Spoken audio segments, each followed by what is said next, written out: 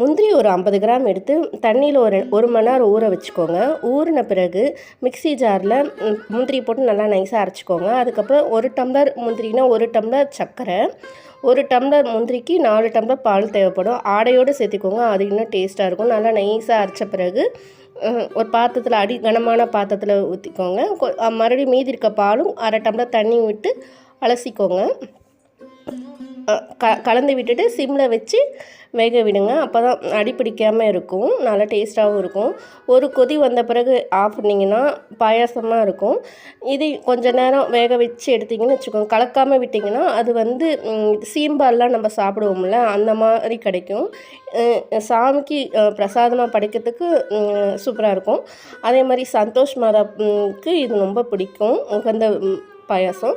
School விட்டு வர குழந்தைங்களுக்கு இந்த மாதிரி செஞ்சு கொடுங்க, அவங்களும் ஹாப்பியாக குடிப்பாங்க. பிடிச்சிருந்தா லைக் பண்ணுங்கள், சப்ஸ்கிரைப் பண்ணுங்கள்.